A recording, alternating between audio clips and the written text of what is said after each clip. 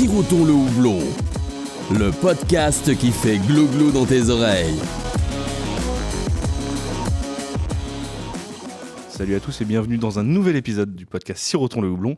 Aujourd'hui, je suis à Colmar, à la brasserie Sainte-Crue, et je suis avec Vivien. Salut Vivien. Salut Alexandre. Donc Vivien, toi tu es... est-ce que tu peux te présenter en quelques mots? Tu es un des cofondateurs de la brasserie. Oui, c'est ça. Voilà. Alors, j'ai commencé l'aventure brassicole en 2012 avec une petite brasserie de 500 litres dans le garage de mes parents. Avant ça, je faisais du brassage amateur. Et assez vite, j'ai rencontré Enzo, mon associé, qui est venu se greffer à l'aventure au bout d'un an d'exercice en pro, quoi. Et après, on a fait des recrutements successifs jusqu'à maintenant, quoi. D'accord. Avant d'être à Colmar, la brasserie, la première installation, elle était à Sainte-Croix-en-Plaine. C'est un village à 5 km de Colmar. C'est là où habitaient mes parents. Bon, ils habitent encore. Et il y avait un garage à voitures. J'ai viré les voitures et on a installé la cuverie, quoi. Ouais. Et donc le nom vient de là, Sainte-Crucienne, à la base, pour la bière de Sainte-Croix. Et... Les habitants, c'est les Saint-Cruciens. Du coup, d'abord, c'est la brasserie Sainte-Crucienne, la micro-brasserie Sainte-Crucienne. Ça, c'est un peu long. Donc, on a coupé et on a mis du Sainte-Cru. C'est plus facile à dire, mais bon, il faut chaque fois expliquer d'où ça vient, quoi.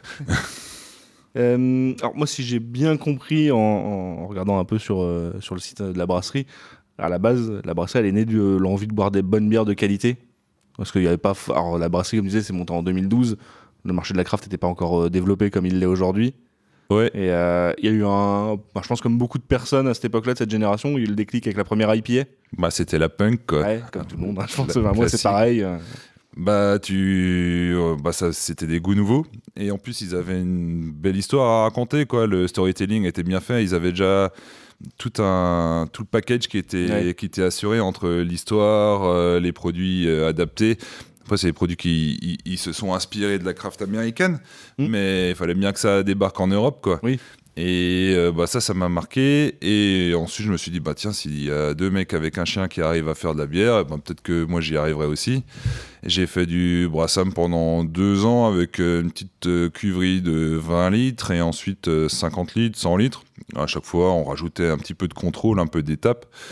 Et j'avais beaucoup de copains qui venaient dans le garage et dans la cave pour voir ce qui se passait, et surtout pour boire des bières pendant le brassage. C'était ça le plus fun, quoi. Évidemment. Il y avait moins de monde à l'embouteillage, quoique j'arrivais quand même toujours à en récupérer quelques-uns. Et après, assez vite, je me suis dit que ça me botterait bien comme métier. Ouais. Ça a l'air plutôt fun. À cette époque-là, j'avais le temps de bouquiner pendant la filtration, donc j'avais des temps morts. Bon, maintenant, c'est fini. Mais au début, c'était assez chouette. C'est un métier physique, donc on bouge tout le temps. Le soir, on dort bien. Surtout si on a bu une bière à la fin du travail, ça aide. Et donc, chouette métier. En tout cas, au début, quand t'es seul dans le garage, c'est fun, quoi. Ça a vite bougé, mais c'est pour le mieux aussi. Au moins, le métier, il a évolué. Tu vois, ça fait 10 ans que je fais ça. Et tous les ans, j'ai fait autre chose, quoi. J'ai jamais eu la répétition. Ouais, c'est ça. Et alors, de buveur de bière, brasseur amateur à fondateur d'une microbrasserie, il y a quand même quelques étapes à franchir. Ça s'est passé comment, la transition pour toi ? Alors, moi, j'ai fait une école de commerce. Commerce marketing, quoi, comme ça se fait beaucoup. Du coup, on a appris à gérer des petites boîtes, quoi. En tout cas, ils nous donnent les bases. Après, on en fait ce qu'on en veut. Comment ça se fait ? Déjà, il faut aimer la bière. De base, quand tu es étudiant en école de commerce, j'ai envie de dire, c'est un prérequis. Et après, tu essaies de construire une boîte comme tu as envie de le faire. Il y a des modèles qu'on nous explique. En général, c'est des grosses boîtes qui fonctionnent. Les petites boîtes, on ne nous explique pas comment créer une dynamique, quoi. Et puis le milieu de la craft, au lancement en 2012, il n'était pas celui qu'on a actuellement. Comment tu montes une brasserie quand tu passes de brasser 20 litres chez toi à ne serait-ce que 500 litres sur la première, faut trouver de bon matos, t'as peut-être moins d'accompagnement que tu peux l'avoir maintenant, ça va être plus débrouillard, non ? On avait une bonne entente avec le FHL. C'était le Front Hexagonal de Libération. Il y avait Maten dans le coup, Brasserie des Garrigues, Brasserie de la Pleine Lune, Brasserie La Grivoise, Margeau du Paradis. Et Corésienne aussi, Boris. Et du coup, on se voyait régulièrement pour faire des bringues. Mais on en profitait aussi pour causer un peu bière, un peu technique, causer matos, comment tu bricoles ça. C'était du brassage dans la salle de bain, quoi, presque au tout début. Après, eux, ils avaient déjà monté des structures avec des petites équipes, des fermenteurs et tout. Donc on est beaucoup... Moi, je me suis beaucoup rapproché de Gwen Lagarrigue à ce moment-là. Maten aussi avait beaucoup de choses à raconter. Et du coup... ça m'a donné des bases solides, quoi. On goûtait beaucoup les bières pendant nos petites soirées. Du coup, au début, on essayait un peu d'être critique et constructif. Après, on buvait des bières, quoi. Mais ça m'a beaucoup aidé sur au moins les 5 premières années, quoi. Après, les boîtes de chacun se sont structurées. On avait aussi plus d'expérience. Après, chacun bossait sur son truc en interne. Mais au début, on était content d'échanger parce qu'on était beaucoup d'indépendants avec peu de salariés, peu de personnes avec qui causer produits. Donc, c'était un bon départ. Je pense que c'était vraiment ça qui m'a fait passer de brassage amateur à brassage pro. C'est de l'échange d'informations, quoi. Ouais. Et tu as évoqué tout à l'heure le déclic avec notamment la Punk IPA et du coup la découverte de Brewdog et toute l'imagerie qu'il y avait autour de la brasserie à cette époque-là. Quand tu arrives chez Sainte-Crue, un des trucs que tu remarques en premier, c'est que sur le bâtiment, il y a un placardé fièrement brasserie indépendante. À côté de ça, il y a aussi beaucoup de bières avec une imagerie un peu punk, un peu anticonformiste, des bières comme la Ni Dieu ni Maître, la Blitzkrieg Hop, Salut à toi, Nos Futurs, il y a eu tous ces noms-là. Il y a une inspiration de chez Brewdog, c'était une volonté aussi d'avoir une brasserie un peu décalée et qui prône fièrement son statut d'indépendant. Ouais, c'est ça. Alors l'inspiration, en fait, ils ont un peu cassé les codes. Du coup, ça a ouvert les perspectives. Et clairement, je fais de la bière pour moi et pour mes copains à la base, quoi. Donc c'est un peu notre univers, la pop culture, les slogans un peu de gauche, un petit peu de déconne et un petit peu de too much, quoi. Mais clairement, là, quand t'es étudiant, à part boire des bières, regarder des films et un peu travailler de temps en temps, il faut justifier. On a des parents qui regardent quand même ce qui se passe de temps en temps, quoi. C'est eux qui financent, quoi. Donc il faut rendre des comptes. Mais du coup, t'as le temps de te faire un bagage de culture aussi, si t'aimes bien ça, quoi. Donc, après, de la culture, on est d'accord, hein, regarder Pulp Fiction, oui. Parce que ça fait partie de notre univers, quoi. Oui. Et du coup, ils ont cassé les codes. En tout cas, on n'était pas obligé de faire une brasserie tradie à l'allemande ou à la belge. C'est très bien ce qu'ils font. C'est juste qu'eux, ils ont apporté une autre image dans le marketing qui m'a bien marqué. Après, d'abord, tu regardes, tu t'inspires, après tu t'en détaches, quoi. C'est un bon modèle, il y a du bon, il y a du moins bon, il faut savoir ce qu'on veut et après il faut le construire en fonction de qui on est et emmener surtout maintenant qu'on est une petite équipe, à peu près une quinzaine à la brasserie, il faut aussi emmener les gens avec. Donc on construit les projets ensemble. Sur le marketing, je suis plus tout seul, il y a du monde, on réfléchit, on emmène et on s'adapte aussi un peu à la demande. Nous, nos clients, je pense que c'est la grande casse, c'est des 25-50 ans, quoi. Oui. Du coup, on parle à différents publics, mais on a toujours plus ou moins les mêmes codes, quoi. Surtout quand on a des rêves communes, quoi. Oui, bien sûr. D'ailleurs, on l'évoquait, et là, la brasserie, elle est située maintenant à Colmar. On est en plein cœur de l'Alsace. On sait que les Alsaciens sont quand même assez fiers de leur région et de leurs produits. Est-ce que c'était pas un peu compliqué au début de s'imposer comme brasserie locale en vendant des bières justement un peu avec une imagerie un peu anarchiste, décalée Alors, bizarrement, on n'est pas très bon en local. On fait une bonne partie de nos volumes, mais on a essaimé assez rapidement dans toute la France parce que comme on a une identité visuelle qui n'est pas basée sur le régionalisme, on pouvait aller la vendre un peu partout, quoi. Et ça tombe bien parce qu'on a fait des produits qui n'étaient pas spécialement consensuels. On n'a pas fait la blonde, l'ambrée et la blanche. On a fait tout de suite des IPA, des déclinaisons d'IPA, des bières aux fruits et autres. Et du coup, c'est des bières qui pouvaient aller se vendre un peu partout, quoi. Ouais. Et maintenant, on fait aussi le boulot un peu arrière. On va essayer de ramener les hectolitres, les volumes sur la localité, quoi. Rien que pour être plus résilient en termes d'écologie, quoi. On vient de passer en fût inox. c'est quand même plus logique d'envoyer des fûts inox à Strasbourg pour qu'ils reviennent et qu'on ait une boucle assez courte, on va dire, dans la pro et dans un espèce de cercle vertueux, quoi. Consommer local et que d'envoyer des fûts même en Europe, quoi. Ouais, bien sûr. Après, la France, ça reste du marché local, on va dire. Si on se compare au marché américain où quand ils brassent à New York, ils envoient les fûts en Californie, ils traversent tout un continent, quoi. Mais du coup, nous, on peut dire que même si on vend de la bière à Biarritz, ça reste quand même toujours du local, quoi. Relativement, oui. C'est sûr qu'à notre échelle, ça va. Oui. Ouais.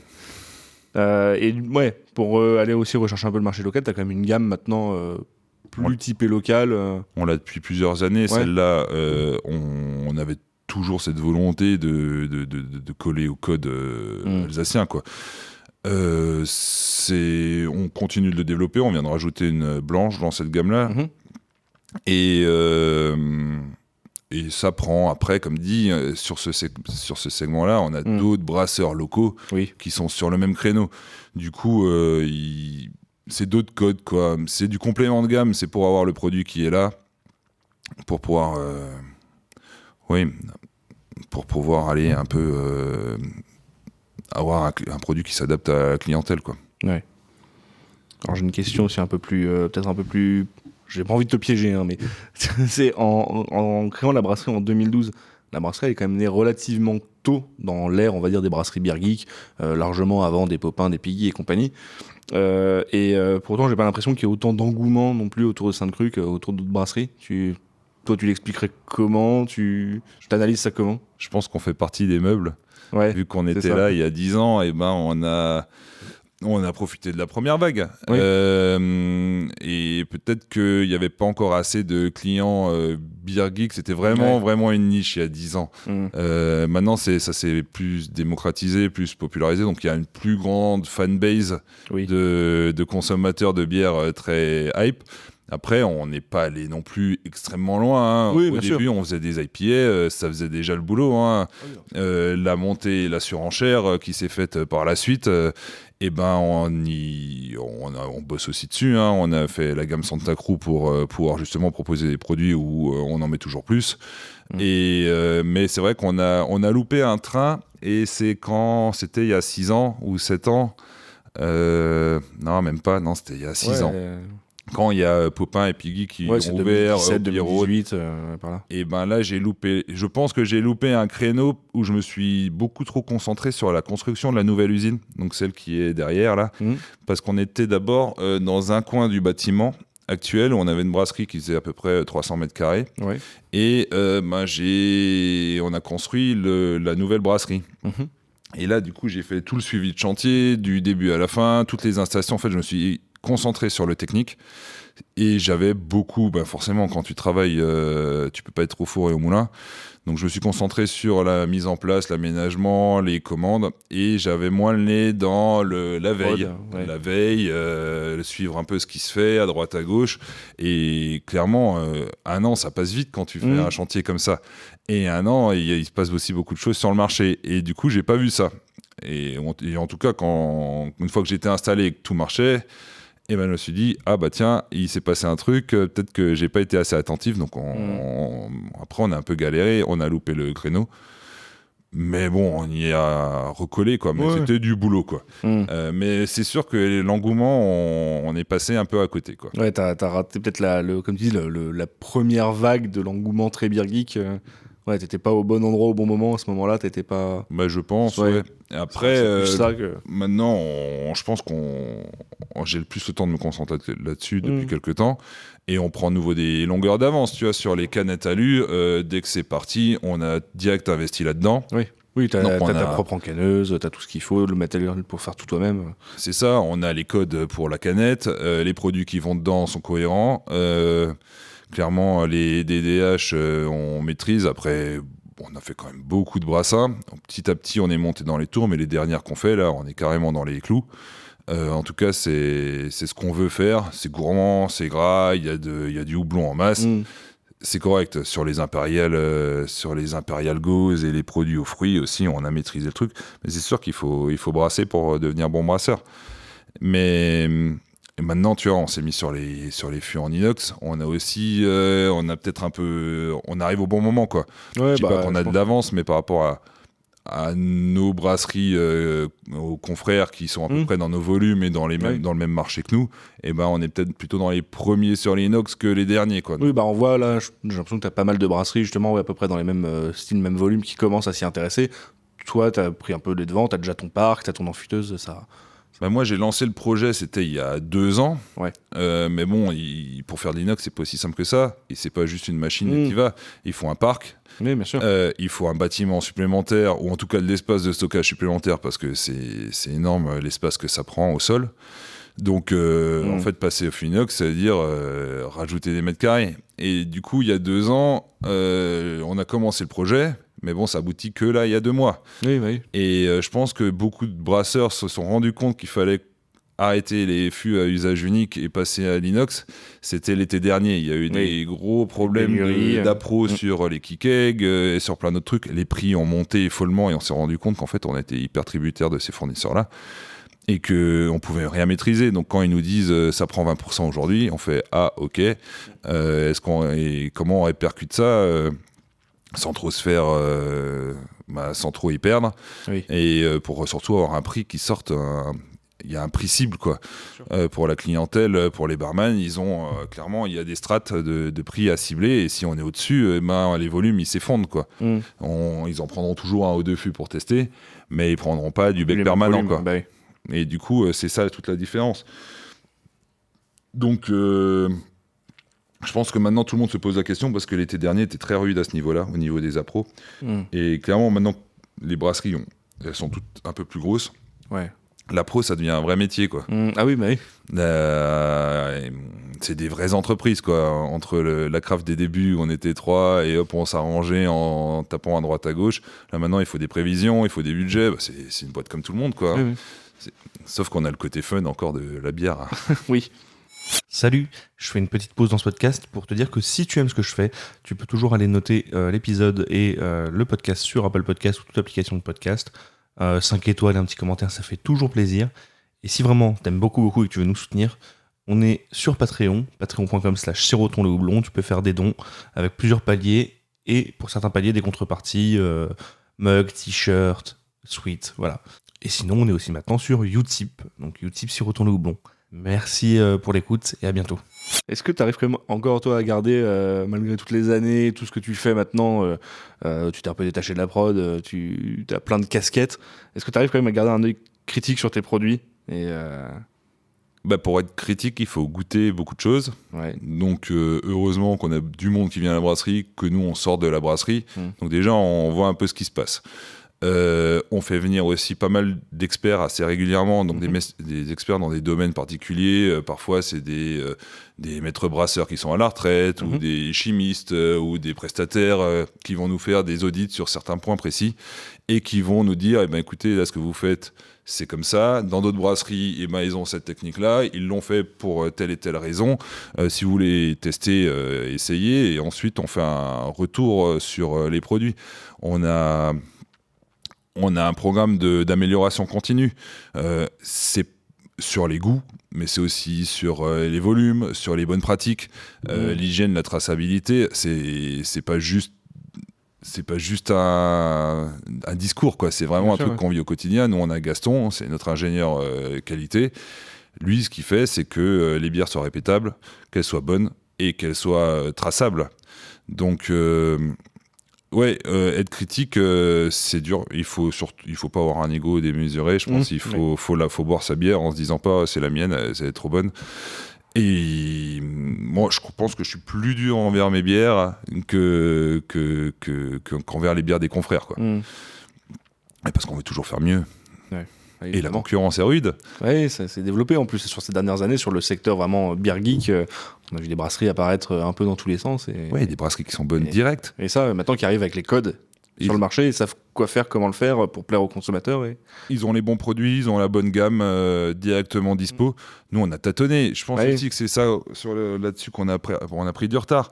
C'est qu'on a essayé des bières qui n'étaient pas forcément bankable sur Untape. Ouais. Et on les a faites quand même. Et ben non, des fois, et ben, tu vois, une bière fumée, et ben ça marque pas des points. Ouais, il y a eu un peu un Un boulot de débroussailler le terrain pour ceux qui sont arrivés derrière, qui ont pas eu ce travail à faire, quoi. Bah, ils se disent direct, ce style on le fait pas, ce style on le fait pas. Faut que je fasse des NEIPA, des HIPA, des Imperial Stout et... Bah t'es ça, tu fais ces 3 produits et tu fais que ça et tu bourrines un peu et du coup t'es tout de suite dans les hauts des charts et c'est bien. Après nous on a aussi notre best-seller c'est l'orange mécanique. Ouais, j'allais y venir après, tu vois. Donc... ok, et on n'est clairement pas sur la DDH. Ouais. C'est un produit de bonne facture mais qui se boit volontiers et on y retourne quoi. Donc c'est un bon point de départ, on va dire, dans la craft comme produit, bien sûr. où tu as les codes de la belge et tu as les débuts des prémices de l'IPA, quoi. Et du coup, c'est le bon compromis, je pense, pour ceux qui veulent pas trop se poser de questions. Ceux qui aiment bien la bière craft, ils ont aussi les codes. Oui, c'est-à-dire que c'est une bière, tu la branches dans un bar à Colmar, tu as une personne qui n'y connaît rien à la craft, qui a l'habitude de boire une bière blonde, il va pas être perdu. Et en même temps, un amateur de craft, il sait que c'est un bon produit qui est fait sur une microbrasserie, qui est locale, avec des bons ingrédients, et qui est pas non plus typé comme une belge classique, ultra sucrée. On a sur un produit beaucoup plus sain, si je peux dire. Équilibré, l'idée, sur celle-là, alors en général, sur les gros NEIPA et les gros jus de houblon, on cherche des équilibres, quoi. Oui, de la rondeur, de la gourmandise et du houblon, Et c'est l'extrême, Là, clairement, on cherche la buvabilité, quoi. C'est un peu moche à dire, mais c'est quelque chose où on y retourne, quoi. Ça sature pas le palais. T'as quand même du goût en bouche. T'as quand même 7 points. Ça colle au corps, quoi. Hein. Et du coup, on capitalise un peu sur ce produit et je pense qu'on va même continuer à le mettre en avant sur les prochaines années parce que je pense que c'est le fer de lance de la brasserie. C'est un bon départ et peut-être même, tu vois, je pense qu'on va un peu revenir aussi dans la craft au classique. Et je pense que c'est un beau classique aussi, quoi. L'orange mécanique, déjà. Bien sûr. En plus, il est un peu connu. Oui, ça fait un petit bout de temps que tu l'as. Ça fait 10 ans qu'on la vend, quoi. Donc, je pense que parier là-dessus, dans l'avenir, c'est pas complètement... ça a l'air d'être une tendance en plus globale. Enfin, quand tu vois, même sur les bières houblonnées, on voit un retour des West Coast au détriment justement des bières un peu plus grasses, NEIPA et compagnie. Donc, on voit qu'il y a aussi une envie peut-être de la clientèle de revenir à des trucs plus simples. C'est d'ailleurs, ça a été annoncé il n'y a pas très longtemps, c'est la thématique du Lyon Beer Festival de cette année, d'aller back to the roots, aller rechercher les styles un peu plus traditionnels et compagnie. Là, tu vois, ils ont envoyé, je crois hier, un mail aux brasseries qui participent pour justement bien communiquer sur cette tendance qu'ils veulent mettre en avant, en disant, bon, si vous voulez venir présenter des NEIPA et des grosses Imperial Sour et compagnie, il n'y a pas de problème, mais nous, on veut cette année mettre en avant un back to the roots, et peut-être un retour à des styles plus simples. Quand je dis plus simple, c'est pas forcément moins travaillé, mais c'est moins complexe sur le houblon, sur les fruits et compagnie, d'aller chercher des recettes plus... aller chercher une bonne West Coast, une bonne craft, une bonne bière, une belle bière, on y retourne. Ça, les bières où on se boit un galopin, on la note et on n'y retourne jamais, c'est une façon de consommer le produit. Après, la bière, c'est aussi un produit populaire, un produit qu'on consomme au quotidien.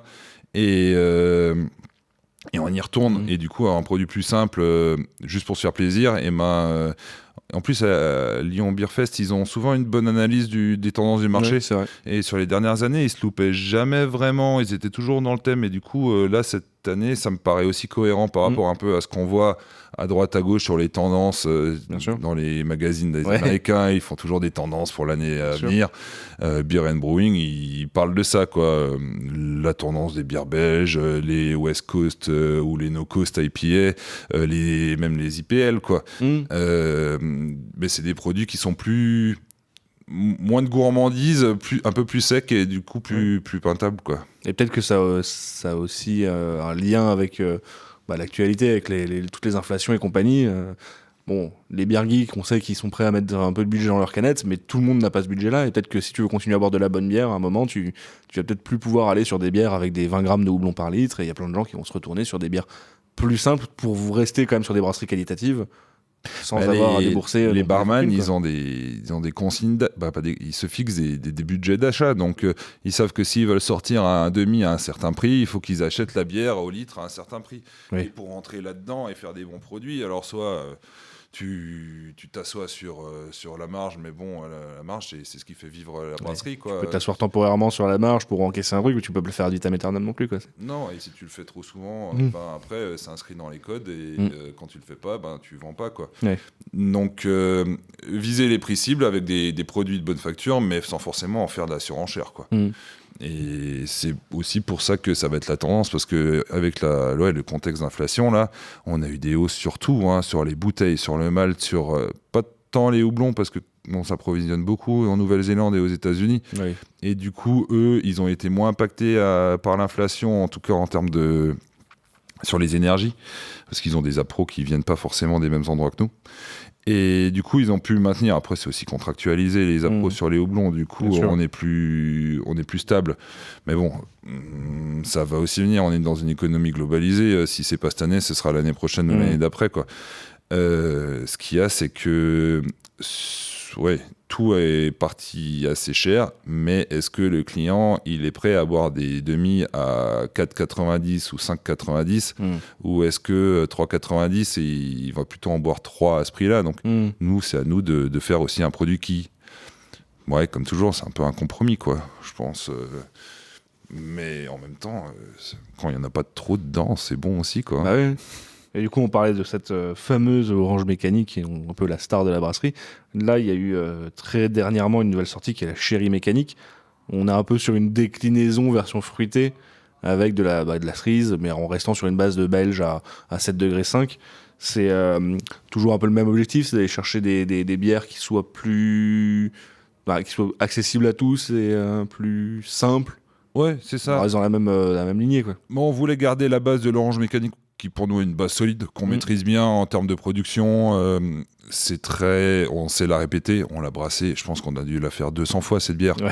Du coup, on a un assez bon ressenti quand on fait des ajouts là-dessus, quoi. En plus, c'est une marque qui est connue, du coup, capitaliser là-dessus avec le nom Sherry Mécanique, et pour nous, c'est assez simple aussi, c'est plus simple à vendre. Oui. On n'est pas obligé de recréer une nouvelle marque. Maintenant, sur le produit, nous, ce qu'on voulait faire, c'est un produit qui nous correspond. On voulait pas faire la même que les bières à la cerise des Belges. De toute façon, on ne sait pas le faire. Ils ont des techniques, des ajouts, des pasteurisations qu'on ne maîtrise pas ici, qu'on ne veut pas spécialement maîtriser. Sur des produits que tu n'as pas forcément envie non plus de travailler dans une brasserie artisanale. J'imagine qu'il y a de l'arôme, ce genre de choses. Ouais, c'est ça. Donc nous, ce qu'on fait, c'est qu'on essaie de garder un produit qui se rapproche le plus du vrai sain. Et donc on rajoute des fruits. On rajoute pas de sucre, on rajoute pas d'arôme particulier. On met du malt, du houblon, de la levure et des fruits, quoi. Du coup, forcément, c'est pas le même rendu que je sais pas, une Castel rouge, voilà. Comme ça, parce que t'as pas ce côté sirupeux. C'est sucré au final. Ouais. Non, c'est pas sucré. Mais t'as du fruit. T'as la présence du fruit. T'as quand même un produit qui est gourmand sans être écœurant. Après, comme dit, je pense qu'on va pas viser les mêmes clients que ces bières. Bien sûr. On va plutôt chercher les buveurs de bière qui veulent du fruit que les buveurs de Castelred qui, de toute façon, n'y trouveront pas leur compte. Oui. Dans le sens où il n'y a pas du tout le même niveau de sucre et pas le même niveau de fruits pétants dans la bouche, quoi. Mais écoute, on va essayer. De toute façon, on fait le lancement. Maintenant, de toute façon, ça sert. Avec l'expérience, on a compris un truc, c'est que ça sert à rien de pousser un truc dans un produit sur le marché avec acharnement. On le met sur le marché, on garde sa vie naturelle. Si on voit qu'il y a des retours, et là, on va le pousser commercialement avec plus de contenu sur les réseaux, avec plus de présence sur le terrain.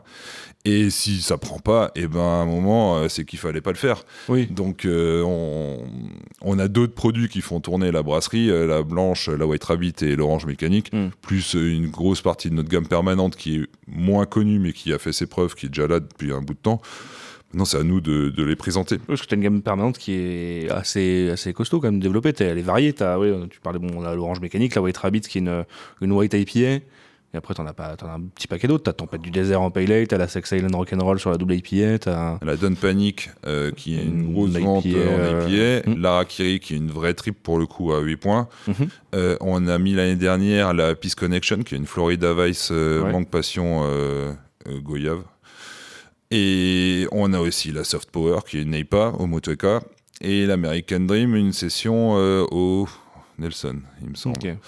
Et du coup, ça fait une grosse gamme. Donc déjà, on a du... Ouais, et puis t'en as pour tous les goûts, quoi. Oui. C'est bien.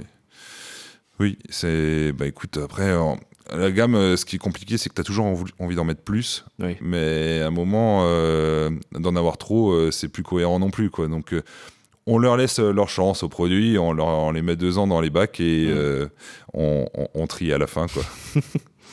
Et je reviens juste sur un point quand on parlait de rester critique sur tes produits. On avait, alors t'as évoqué juste après aussi un peu vaguement Untapped, parce qu'on parlait du succès des brasseries, ainsi de suite. Pour toi, qu'est-ce qui a plus d'importance? C'est de regarder les retours clients sur Untapped ou de rester comme toi critique avec ton équipe sur ton produit? Qu'est-ce que... Bah, je pense qu'il faut un peu piocher partout. Donc, nous, on a la Type Room en ville à Colmar et on a celle du bar. Donc, on boit régulièrement une bière dans l'un ou l'autre. On parle avec les clients, on échange avec les barman aussi, qui ont beaucoup de retours. Donc, ça, c'est une partie du marché. On a de la présence terrain via les commerciaux qui nous font aussi beaucoup de retours sur les produits. Untapped, c'est une façon facile d'accéder à de l'information et du contenu. Donc il faut tout trier. Alors sur Untapped, je sais pas, on doit avoir 60 000 notations depuis 10 ans. Nous, on sort, l'année dernière, on sort 750 000 litres. Oui. Donc ça fait, tu multiplies par 4, ça fait le nombre de demi vendus, quoi. Ouais. Donc est-ce que 60 000 notes sur 10 ans comparé à 2 millions de demi vendus l'année dernière, c'est pas anecdotique, mais il faut pas le prendre forcément comme très représentatif de la vie globale, quoi. Non, surtout que les consommateurs de bière, on va dire le consommateur lambda, bah lui il va pas sur une table, quoi, et c'est lui qui fait le volume. Oui. Donc il faut prendre un peu des deux. Il faut pas se laisser distancer non plus sur les produits éphémères, et faut garder un nez dedans, sinon on devient une brasserie has-been. Oui. C'est ce qu'on veut pas, et en Bien plus sûr. Bah, franchement, de la concurrence saine, ça permet d'apprendre, ça permet de faire des meilleurs produits et même de maîtriser sa gamme permanente. Tout ce qu'on a fait pendant le Covid avec la gamme Santa Cruz, et ben clairement, ça nous a appris énormément sur notre gamme à nous. On a une meilleure maîtrise des fermentations, meilleure maîtrise du brassage. On a eu le temps en fait d'aller voir point par point tous les détails pour qu'au final, on arrive à faire des produits qui soient clean. Alors, on a évoqué la gamme permanente, mais en dehors de ça, il y a quand même pas mal d'éphémères. Ouais. Sur tous les styles. Doublonné, de l'acide, de la torréfiée. Et je pense qu'il y a un point qui a marqué pas mal de monde chez Sainte-Cruz sur les éphémères, c'est tout ce qui est non visuel et toute la com qui est un peu autour de ces bières-là. Il y a eu des séries ultra créatives et un peu barrées, les Teletubbies un peu déjantés. Les Teletubbies, on est peut-être allé un peu trop loin. Mais après, voilà, de toute façon, un chemin, c'est jamais tout droit, quoi. Ouais, on fait des erreurs, après, on a appris, on est passé à autre chose. Et ça, t'as eu la série sur les dictateurs, t'as eu... Ouais, non, c'est bien marré. Ouais. Là, t'as encore eu dernièrement, pas en série, mais tu as eu la Death Space to Snoo, qui est quand même assez déjantée sur le design et compagnie. C'est devenu un peu une marque de fabrique, un peu sur l'éphémère, d'aller sur ces terrains un peu barrés, d'avoir une imagerie... de brasserie décalée. Ça, c'est fun. Ça, c'est vraiment là où c'est là où on se marre. Ça fait une émulation de groupe au niveau de la brasserie. On a des clients qui reviennent pour ça. C'est les noms à la noix, clairement, ça fait marrer tout le monde. Et on vend beaucoup de bières dans les bars en fût. Quand tu regardes un tableau avec 25 bières, et ben des fois, quand tu vois 3 mots qui te font marrer, ben, tu te dis, tiens, je vais goûter ça. Donc déjà, en plus, ça correspond vraiment à notre vision du monde, quoi. Travailler sérieusement, mais sans se prendre au sérieux. Je pense que c'est un peu la devise de la brasserie, quoi. C'est de la rigueur au niveau de la prod Et par contre, derrière, c'est la vie, quoi. On n'est pas obligé d'être sérieux, quoi. C'est même plutôt chiant, ceux qui sont sérieux au quotidien, Oui. quoi. Donc là, mettre un peu de fun, mettre un peu de paillettes dans la vie avec du latex, ou peut-être mettre un peu de latex dans sa vie, c'est une bonne façon de voir les choses aussi, quoi. Pas que, hein. Elle vient d'où toute cette créativité? C'est Du cuir. Ouais. Hein la créativité, là, tout ça, ça vient d'une. T'as une personne particulièrement dans la boîte qui est non, créative, non, c'est de l'émulation de groupe, vous faites des brainstorms en tenue de cuir. De moins en moins en cuir, là, on a tous vieilli, hein, mais non, on a une bonne team. Alors on a Luc, notre graphiste, qui est en freelance, mais qui, lui, du coup, comme il bosse, il bosse en freelance, du coup, il se balade beaucoup. Donc pendant 3 ans, il était en Nouvelle-Zélande, mais on bossait au quotidien, donc c'était vachement chouette. Comme on était en horaire décalé, moi, je lui ai envoyé un nom le jour 1, et lui, il bossait dessus la nuit, et le lendemain matin, j'avais une étiquette, quoi. Donc lui, il est super créatif, et il cultive sa créativité avec beaucoup de déplacements. Là, je crois qu'il est à La Réunion en ce moment, et il sait que, de toute façon, quasiment un gros bout de son taf, on lui le fournit.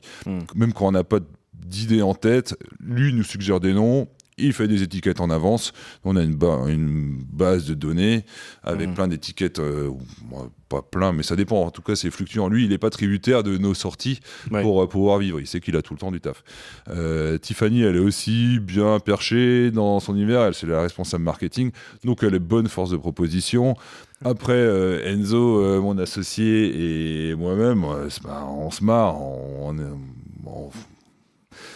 Et on suggère, on essaye. Des fois, on va un peu trop loin, des fois, on va pas assez loin. C'est sûr qu'on a envie de faire la surenchère, mais pas entre les dictateurs et les Teletubbies, les licornes, cannibales et les licornes qui font des proutes arc-en-ciel. Là, à un moment, on peut pas. Il faut revenir un peu en arrière pour reprendre nouveau du plaisir à avoir l'exceptionnel, quoi.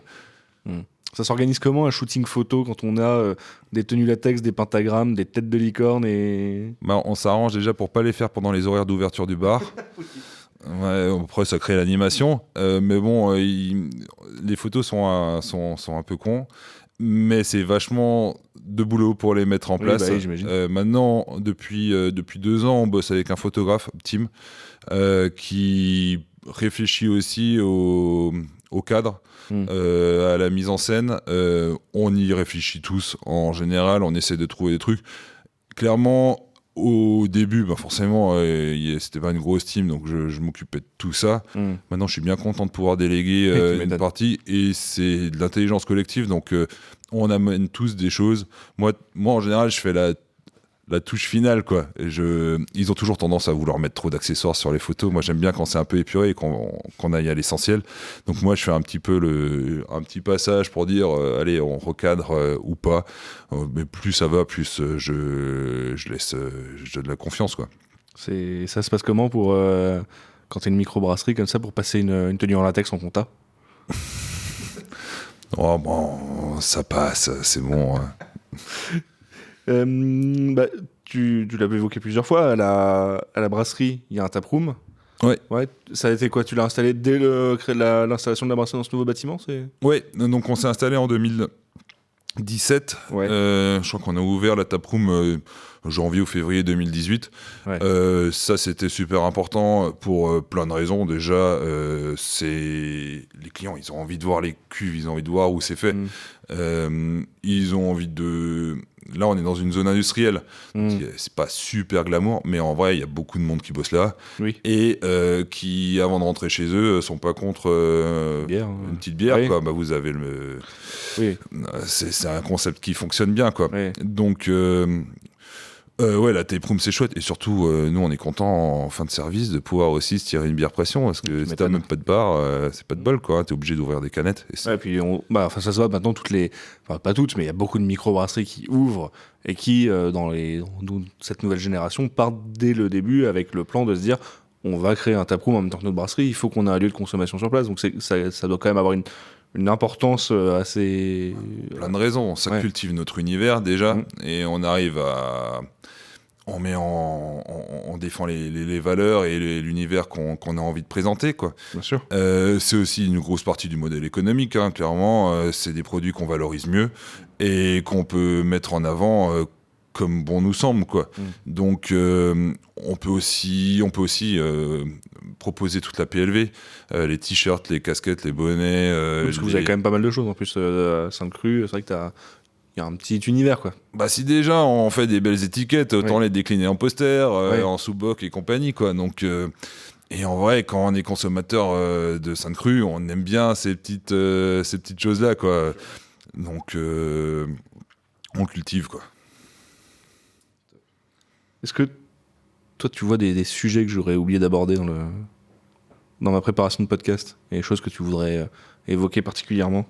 Je sais pas si c'est particulièrement intéressant, mais nous là, le gros travail qu'on met en place à la brasserie, c'est, je pense comme tout le monde, quoi, c'est comment économiser le max d'énergie à tous les niveaux, quoi, parce que tout ce on met en place des systèmes de chauffe qui ont des meilleurs rendements.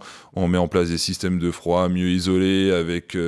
On essaie vraiment de faire en sorte d'inscrire la brasserie dans un modèle qui va se tenir dans le temps. Et du coup, de rogner toutes les pertes qui sont à droite, à gauche, et ça prend beaucoup de temps au début à la mise en place et de l'investissement. Mais clairement, c'est là-dessus qu'on s'éclate. En plus des nouveaux produits, mais c'est complémentaire, quoi. Et donc, je pense que c'est un peu l'avenir de toutes les brasseries là, qui veulent s'inscrire à long terme dans le paysage brassicole, c'est comment faire en sorte pour faire de la meilleure bière, mais en maîtrisant tous les déchets, tous les annexes et toutes les énergies qui sont consommées, quoi. En tout cas, c'est mon truc de moment, quoi. C'est pour ça que je voulais en causer. Voilà. T'as la tête dedans en ce moment, ouais. C'est quoi les gros projets pour 2023 ? Donc, qu'est-ce qu'on peut te souhaiter, en tout cas à l'avenir, pour la brasserie ? Alors, comme dit, on vient de lancer les fûts inox depuis 2 mois. Donc, ça veut dire qu'on commence à les vendre depuis 1 mois. Clairement, moi, ce que je me souhaite, c'est de ne pas avoir de mauvaises surprises. Qu'on fasse la bascule entre les Kikeg et les fûts inox assez simplement et que tout soit validé. La brasserie, c'est des retours d'expérience. Donc, les premiers mois, tu croises les doigts pour que tout marche. Et après, tu es un peu rassuré parce que tu vois le volume qui sort et que les taux de retour sont très faibles. Donc, j'espère qu'on n'aura pas de taux de retour là-dessus. Normalement, on est assez calé en niveau quali, traçabilité. On a nos bars qui passent du coup des fûts inox depuis 2 mois. On voit qu'il n'y a aucun problème. Donc, pourvu que ça dure, si tu peux nous souhaiter un peu de créativité pour continuer à trouver des photos à la noix. Un peu de cuir et de latex. Et surtout des bonnes recettes, quoi. Ouais, bien sûr. Mais l'année 2023 va être un peu compliqué. Je pense qu'il y a des nouvelles règles qui se mettent en place, des nouveaux acteurs qui rentrent, des acheteurs qui sont aussi c'est plutôt des groupements d'achat. Donc on a moins d'indépendants avec qui négocier. Ça change les cartes, mais clairement depuis 10 ans, il n'y a pas une année où on a pu se dire tiens, cette année ça va être tranquille, on va se reposer sur nos acquis, quoi. Donc en fait c'est juste la continuité, il faut rester attentif. Et ça c'est l'expérience de 2017 de la construction du bâtiment où j'avais la tête juste dans la construction. Et en fait t'as pas le droit de laisser partir des domaines, quoi. Tu peux pas faire une impasse sur un des sujets, quoi. Il faut garder un peu la tête partout.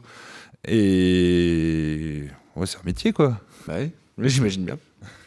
Super. Merci beaucoup, Vivien. Je pense qu'on arrive un peu au bout de ce podcast.